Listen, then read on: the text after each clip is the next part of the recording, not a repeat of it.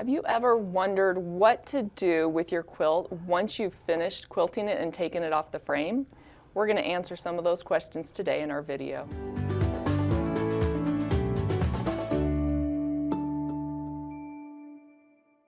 Welcome to Watch and Learn. I'm Kristina Whitney from Handi Quilter, and I'm Kim Sandberg from Handi Quilter too. So Kim, this is the last week on this big project you've been doing. Yes. The Christmas berries. You've got it all quilted. Yes. So what's next? What's next? That's a question that we get a lot, and I feel like we haven't actually shown this a lot. So I'm kind of excited today to show you the process that we go through once we take the quilt off the frame and completely finish it. Yeah.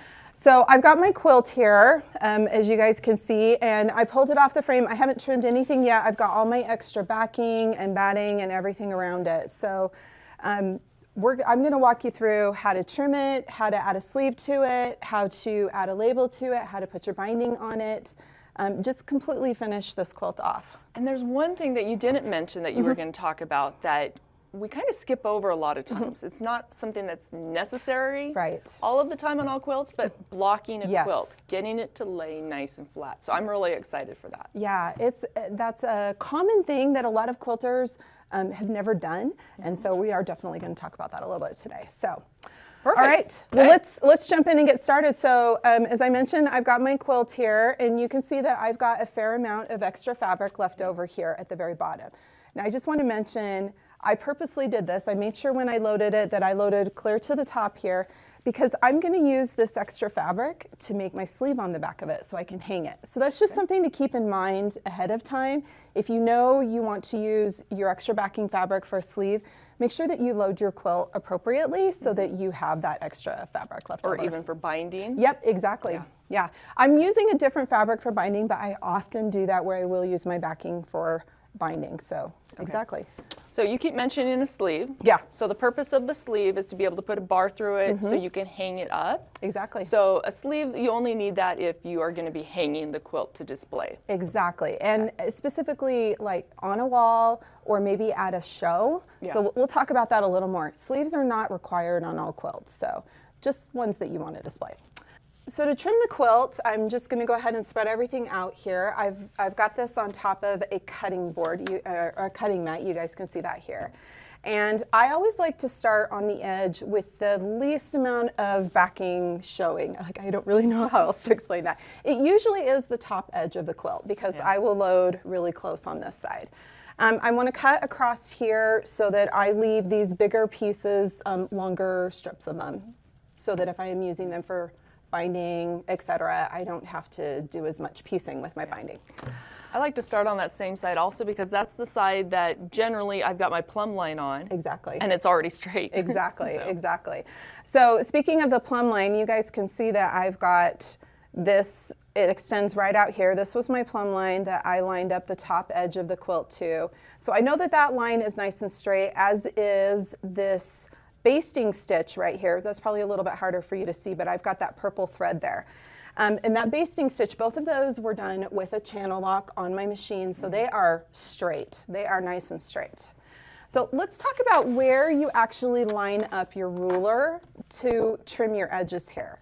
I always like to find a point of reference inside the quilt a little bit to line up against so that I get a straight edge here. Because as you can see, I've got, my piecing wasn't exactly perfect. So I've got some edges here that stick out a little bit. And even though I've got this straight line here, I want to make sure that it's going to be consistent across the quilt. So I recommend always using a longer ruler. I like to use at least a 24-inch ruler to trim the edges. And what I'm going to do is line up one of the lines in the ruler here. This is going to be a little bit hard to see because it's black, this black background here. But I'll line up a line straight along here so that it gives me my line out here where I want. So I'm going to go ahead and look at this. Let's see. I'm going to do this at, okay, so if I flip this around, this is one of those that has that 1/2 inch. So if I line this up here at what is a 2.5, 3.5, just this marking right there, and I'm going to make sure that going all the way across the quilt, it lines up on that seam that's right there. The seam that just extends all the way right there. And then on the outside, you're lining up with the edge of the fabric so that you still have that 1/4 of an inch to cover with your binding. So you're not going to trim right to those points. Exactly, exactly. Yes, I want to make sure that I am cutting out a little bit. Now I'm going to go ahead and make this first cut, and then I'm going to show you a little something here. So I'm going to go ahead and cut up to there, and then we'll readjust in just a second. You can see along these edges, I've got a couple of places where the fabric isn't quite going all the way to the edge. And that's okay, because I'm going to stitch my binding that 1/4 of an inch in, so it will cover it. But this way I have a nice straight edge to line it up along. Perfect. Okay, so continuing along this edge here, I'm going to move this. And now I have 2 points of reference to line up. So I'm going to continue to use the same seam line along here, lining that up. But then I also have this straight edge here. So it's kind of like having a double way to do that. And I'm going to move this just a little bit more so I can do a cut all the way to the end there. So I'll slide that up just a little bit. Kind of like checks and balances? Yep, that's exactly right. That's exactly right. Because I want to make sure if my first cut is nice and straight, just like that first plumb line that I put down, I can use that to square up the rest of the quilt and keep everything nice and straight. So we're going to make sure that wiggled just a little bit while I was doing that there. Okay, so we're going to go ahead and cut the rest of the way across there. So now I have my first cut, everything's nice and straight. I go ahead and rotate my quilt, and then I'm going to continue along here and line it up. And this time I will make sure that I've got a line straight across the bottom here, and then line up again because my border is the same width. I can use that same marking here all the way across it. But if I don't take the time to make sure that I've got it straight across here, this corner is not going to be perfectly straight, which can cause some issues when you go to put your binding on. It won't be straight. So let me just do a little bit of checking here, make sure that I've got that nice and straight. And this one is going to be in just a little bit more. You guys are going to see again that I've got a little bit of some extra batting showing, batting and not quilt top, but that's okay. It'll all get covered in the end with the binding. This will all get covered up. And you'll notice I'm making sure that I leave plenty of space between here and here. This actually maybe just a little bit more than a 1/4 inch, so that when I put my binding on, it doesn't cut that point. Yeah, you don't want to lose that point. Exactly. You worked hard for that point. I worked hard to get that point straight, so I want to make sure it stays there. Okay, now coming down here, I don't want to cut into this big piece of fabric here. So I'm going to make this cut come to just about right here. Okay. And then we'll trim across so that this piece here stays whole and it's not cut any shorter. So that's the piece you're wanting to save to make your sleeve? That's exactly right, yep. I want to have that be my biggest piece. Okay, so lining up along there again, I'm just going to go ahead and cut just to about the edge of that batting. Oh, and I got a little bit there. There we go. Okay, now we'll go ahead and turn it again. And just to make things a little easier, I'm just going to do a quick little lazy cut here. I'm just going to cut right across there. And I know everyone just completely freaked out because I moved the rotary cutter the other way. Don't worry, my hands are fine. Everything's good. Okay, now once again, I am lining up on the bottom edge of the quilt there because it's nice and straight. I'm going to use that same point of reference going across here so that we are staying nice and straight.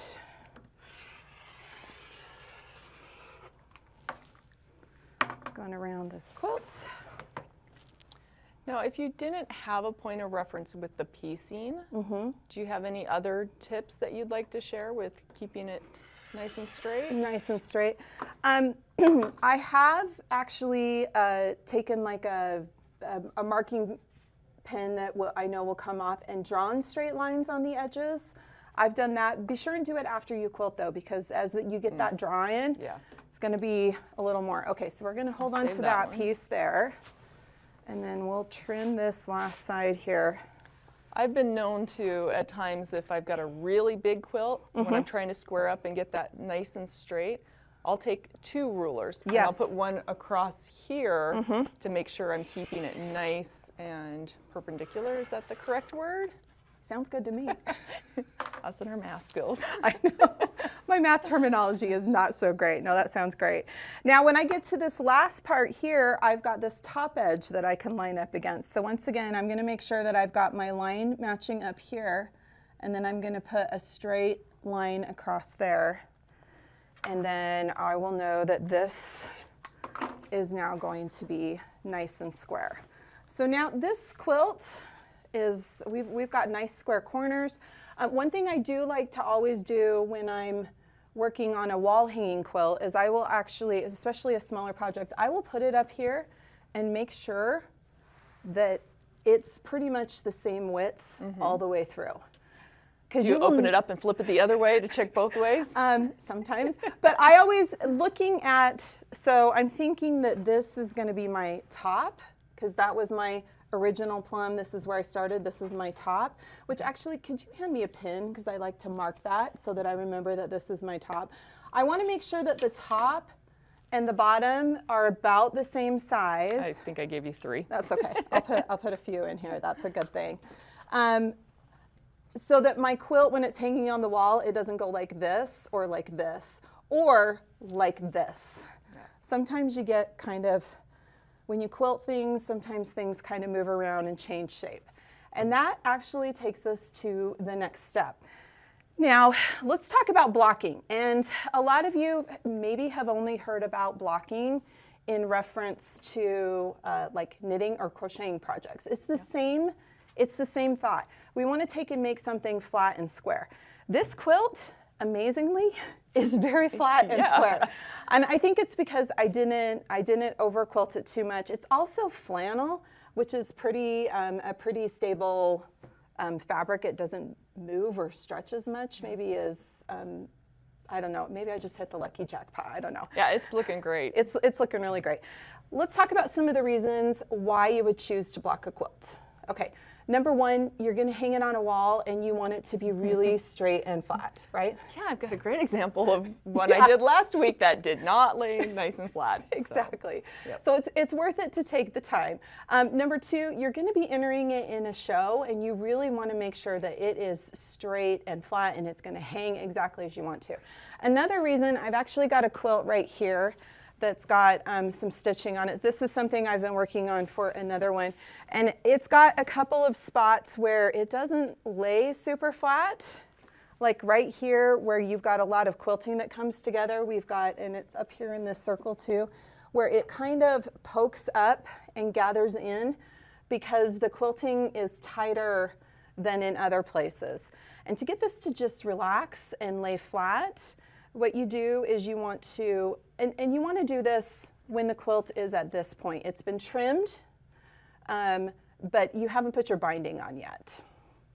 I haven't blocked this one at the appropriate time. I just want to let everybody know that, but I can kind of show you this here. So to get these things to lay really flat so that it will hang correctly, what you want to do is stretch it out, pin it flat, and then get it wet.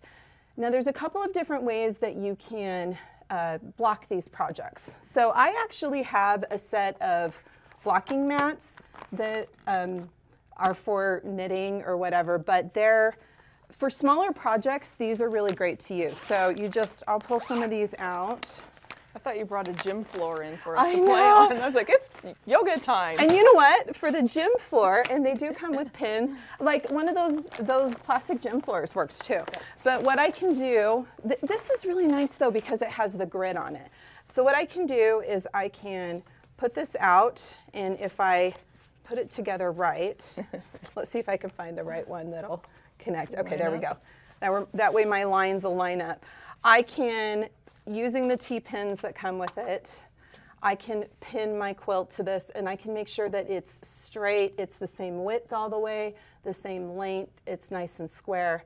You do that and then you get it wet. You get it really, really wet.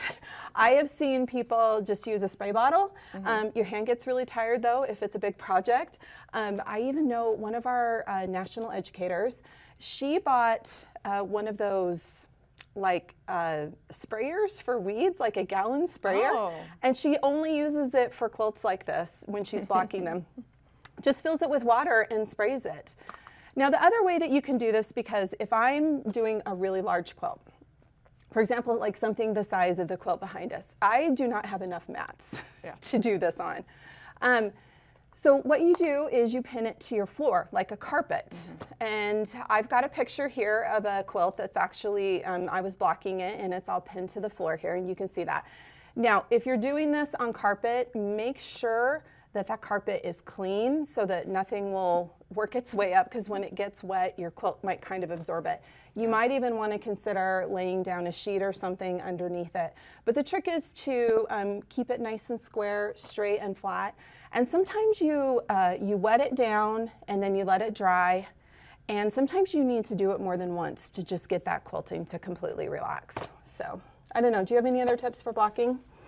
I don't do it a whole lot. I don't either. And I don't have these fancy mats, so I usually just do it right on the carpet. Yeah. Great tips on keeping the carpet clean first. Yes. But yeah, I just take the pins and around the entire edge, I will pin maybe like every inch, couple inches, depending on, you know, how crazy the quilt is. If how much you need to pull it. Yeah. And if I see spots that are kind of popping up, I'll make sure to pin that down as well. So the quilt I was talking about from last week, it was like all over the place. And that is because the density of the quilting was different in different areas. And so some shrunk in a little bit. And so doing that, it still doesn't hang perfectly, but I only did it one time, and I probably could have gotten it a little bit wetter. And you know, there's always things that you could have done, but it's on the wall, it's hanging, and it looks beautiful. It's all good. It looks beautiful. So that's just an extra tip that you can do. And remember, not every quilt is going to need this. I really only do it for quilts that are going to be displayed or are anything that I'm gonna hang on the wall, I always block. Beyond that, it's only if it's gonna be in a show or something.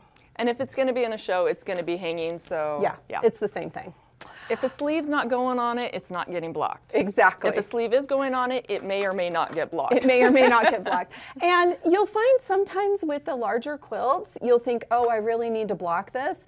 But if you just hang it on a wall even and just let it hang, the weight of it will help pull it down too, so that you may not need to do any more blocking.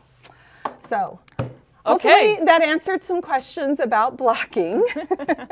So let's move on to the next part here. So I need to create a sleeve for this quilt. So you and I are going to swap here, and I'm going to put this over here.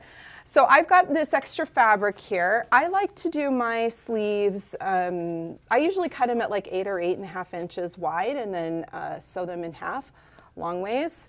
I don't mind if I have a selvage in there, it's fine. Yeah. And with the sleeve, it's going to depend on what kind of a hanging system you have, like what size of pole. If you're going to be entering it in a show, you need to make sure that you follow the specific instructions from that show, because there are very, very certain, you know, specific requirements for the sleeve size. Awesome. Yeah. So quite often, I know the 1 or 2 shows that I've actually entered in, they included with the submission form a tutorial that I was supposed to follow so that I did the correct type of sleeve. Yeah. Because this quilt is going to hang, it'll hang here at Handi Quilter for a while, and then it'll probably end up at home, and I'll put it out for the holidays. I'm going to do a sleeve that's, I'm going to cut this at 8.5 inches wide. And so I'm just going to go ahead and cut across there. Get rid of this extra piece that's got a little bit, and I can still keep that. It's got a little bit of batting along the edge, but I could trim that and keep that for a future project. And then I'm going to fold it in half and seam it. So we're going the long way with right sides out? Right sides out. I don't like to turn my sleeves. Because I'm going to put that seamed side next to the quilt, so you're not going to see it anyway. Perfect. So it's one less thing to do. Now at this point, depending on how big my project is, sometimes I go ahead and cut it to size, sometimes I don't. I find that when you stitch it on the quilt, sometimes it shrinks a little bit more than you think. But this one's small enough that I'm going to go ahead and just kind of figure out what size it's going to be. So I'm going to do this in a really sophisticated way. I know everybody's going to appreciate this. I'm going to go like this. I'm going to lay it on top. And then Christina, if you've got a pin that I can use, What I like to do is How many do you want? I only want one this time. There's one. I move the edge of the sleeve over, and I don't finish the edges of my sleeves, just so everybody knows. If I'm feeling fancy at home, I might run it through the overlock, but I usually forget. So I move it about an inch, maybe inch and a half in from that edge, because I don't want the sleeve to go all the way to the edge, because sometimes the hanging system will catch the pole or whatever right here. And you definitely don't want it to accidentally get put inside the binding on the sides, because that would not help. It is not a good thing. And then I'm gonna set it over here so it's on the other side. You guys like my sophisticated method of measuring, and then I'm just gonna pop a pin in that right there. So I have that marked. I'll put this over by you. And then I'm going to just go ahead and cut this. I'll line up that top edge there. Pop the pin out, hand it back to Kristina, and then I'll just go ahead and cut that so it's the right size. Then we're ready to go ahead and stitch this together. But first, the other thing that I want to put on the back of the quilt that I do, and I'm going to show you how I do this, a lot of this basically all in one step with my binding, is adding a label. So for a lot of years, I was lazy and I didn't put labels on my quilts. Sound familiar to anybody? Yep, don't know who would do that. Until I had somebody show me the method of just putting a label on like this. All this is a square of fabric that is folded in half so it's like a triangle. And then we stitch it into the binding. And I actually stitch it on with the machine. Sometimes I will hand stitch this edge down. Normally I don't. Once again, that takes extra time. Yeah, there's a little pocket right there. But if I stitch this on while I'm doing my binding, then the label's on there, and at some point I will get a pin out and write on it. Yeah. And that was about a 6-inch block, right? Yeah, this is 6-inch. I've used anything from, like I had a bunch of 5.5-inch blocks cut at home that I use, 6-inch. I've even used like a 10-inch one. I've used bigger ones, I've used smaller ones. Probably haven't done anything smaller than about 4 inches, but yeah. So, let's move over to the sewing machine, and I'm gonna pop over here to the 510, and we'll do some sewing. Perfect. Real quick. So in 30 seconds or less, we're gonna tell our viewers our favorite things about the Stitch 510. All right. Okay, I love the thread cutter. I love that it holds 2 cones of thread. I love that it has accessories like extra feet and a table and other fun stuff you can add to it. I love that it is fast. 1,500 stitches per minute is a speed that I like to sew at. I like that it is a straight stitch machine, so I don't have to worry about switching back and forth to different settings when I'm doing my quilting. And 30 seconds, we're good. Woo! We've got the sewing machine set up, so I'm ready to sew the sleeve. Okay. So like I mentioned, I'm just putting wrong sides together, and I'm just going to pop this on here and do a 1/4-inch stitch. Make sure you got the 1/4-inch foot on there. I have the 1/4-inch foot on here, which I love. Okay. Are you going to show people how fast it is? I've got it turned up all the way. Let's do it. Speed quilting. Speed demon. Yes, it really does stitch that fast. This is my favorite.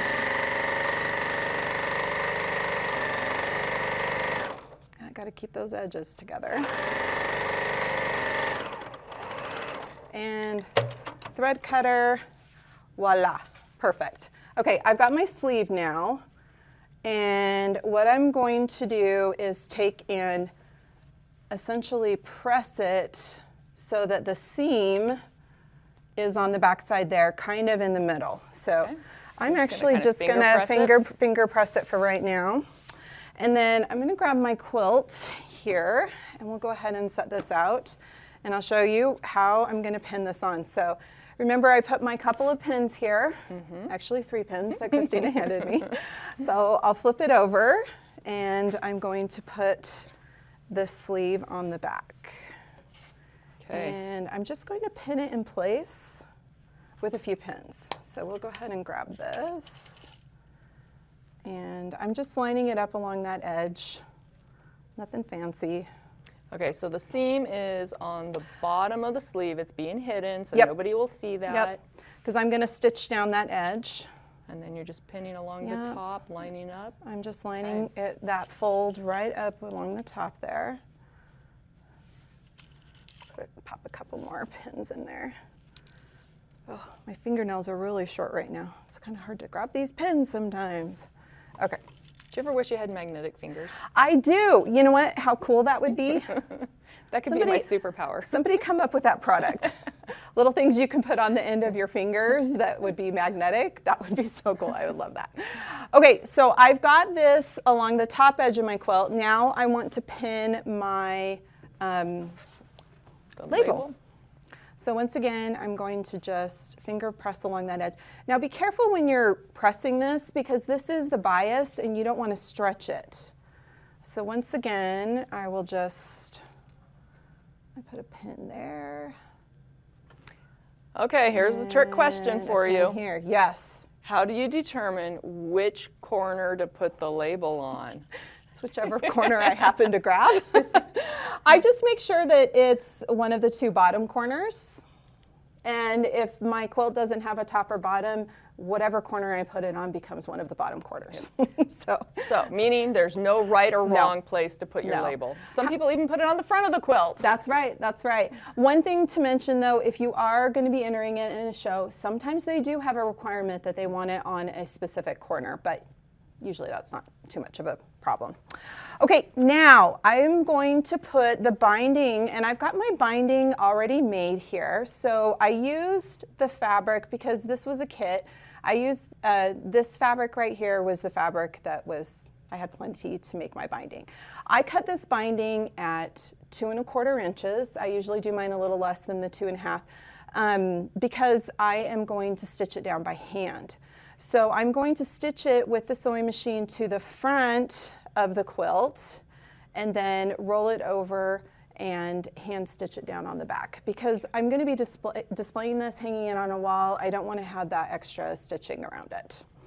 And also, this isn't a quilt that's going to be washed or anything like that, so I'm not too worried about needing the extra sturdy from doing it with machine stitching. Okay, I like to start putting my binding on the side of the quilt. I'm not going to do it on the top where the sleeve is.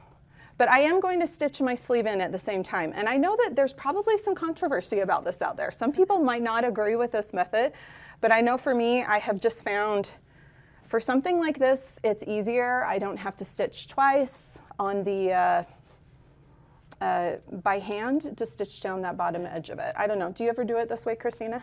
So when I'm trying to start the placement of my binding, I like to look at where the joins are on the actual roll of binding to try to avoid having the join be right at a corner because it's guaranteed, no matter what I do, I'm going to end up with that join at the corner, and it's a little bit more difficult. So. I was actually just going to mention that. I always make sure that coming down to that first corner, it's not going to be there.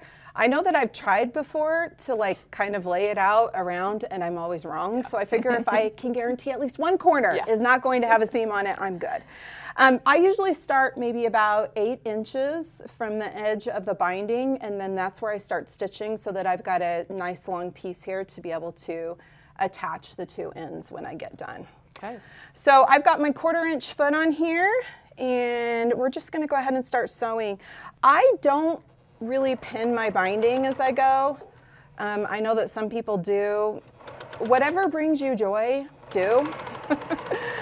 And I'm going to be extra careful as I come along here. Right here's where my label is.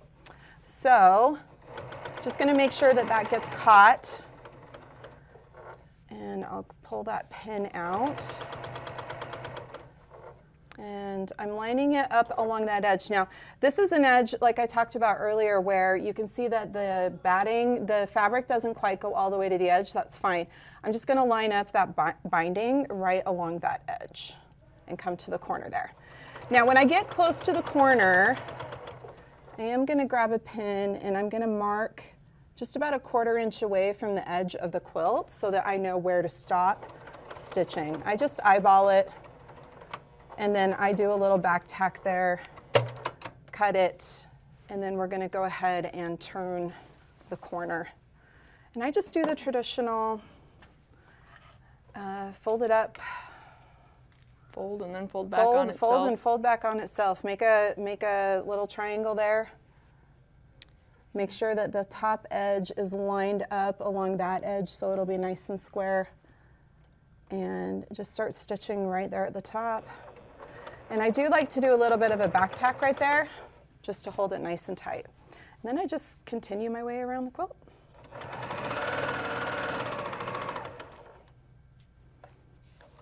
And you're still using the 1/4-inch foot. A walking foot's also a great option.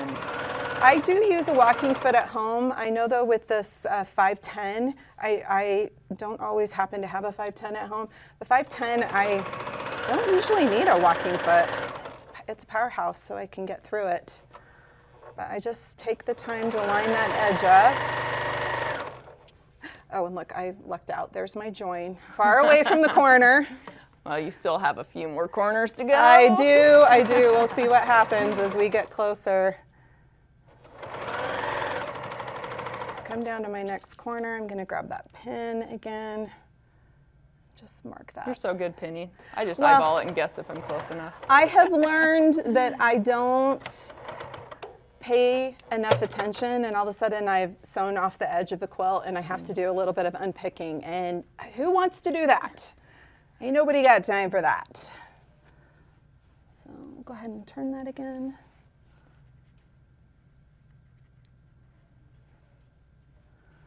And you do, I find that if you just take an extra few seconds at the corner and really get it straight, then you end up with those nice mitered corners. And especially when you're going to be displaying something, you want those corners to be square. Now with this one, you said you're going to hand stitch it on the back. If you were going to machine stitch it, do you usually put your binding on the front and then machine stitch from the back, or vice versa? Your favorite answer, Kristina. It depends. I've got a couple of different ways that if I'm going to be machine stitching, I will stitch it down. And you know what? I think I'm going to actually save those for maybe some of the other projects I'll work on this year. I'll be able to show everybody how I do it. Because I have one way that I do it where I stitch it on exactly like I'm doing right now. And then I have another one where I stitch it from the back and flip it forward. Okay, I'm coming up on my corner here, and this is where I'm getting into where my sleeve is. So I'm gonna make sure as I'm coming up here that that sleeve is pulled well out of the way because I don't wanna catch it along this edge at all. Once again, I'm gonna grab a pin and just pop that. I find it to be interesting how different different sewists do things. But not even just different people, but just different projects. The same person can do the exact same thing, but a bazillion different ways. So no right or wrong. Yep, exactly. Okay, now this time I've got to make sure as I turn it that I am going to get that edge caught right where I want it, the edge of the sleeve. So I'm actually going to adjust that pin and pull it in so that it is holding the very edge of that sleeve right there. Yeah, so you're going to be going through a few layers. Yeah, a few layers. And I think this is where the controversy kind of comes in, because there is now 2 extra layers of fabric on the top here. So my binding is going to look just a little bit different along the top of my quilt. But you know what? Last time I checked, the quilt police can't hand out tickets for that, so I'm not worried about it. I'll just keep moving my way along down here, keeping all my layers lined up.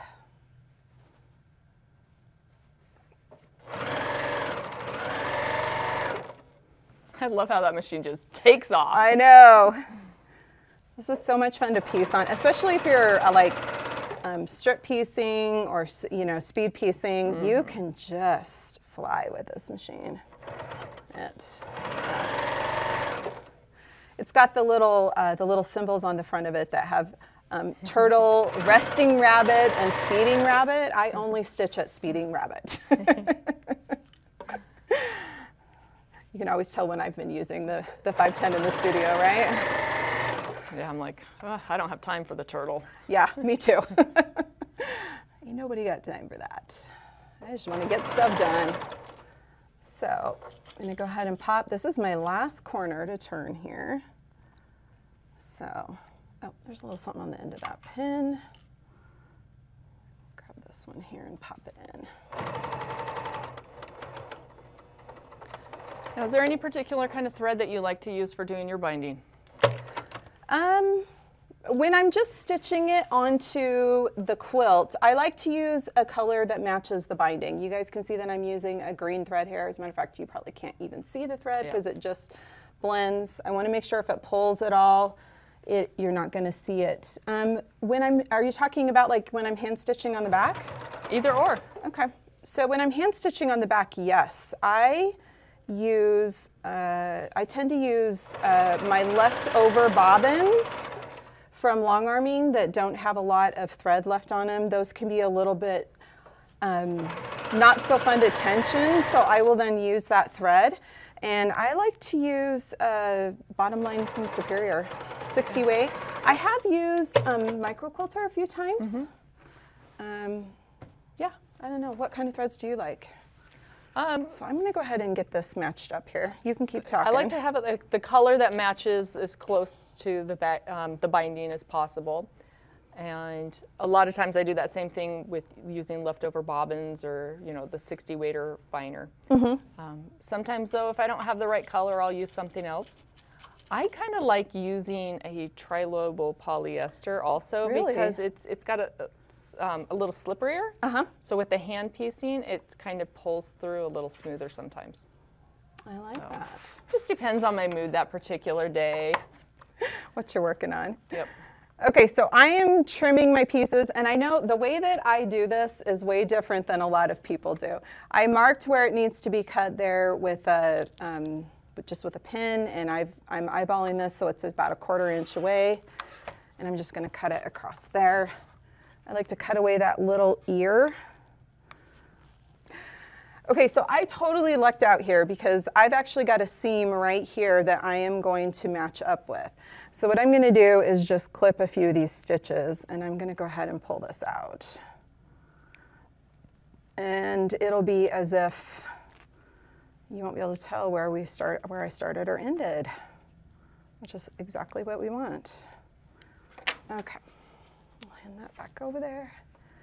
Then I just will finger press this little bit open, and I will pin these two edges together.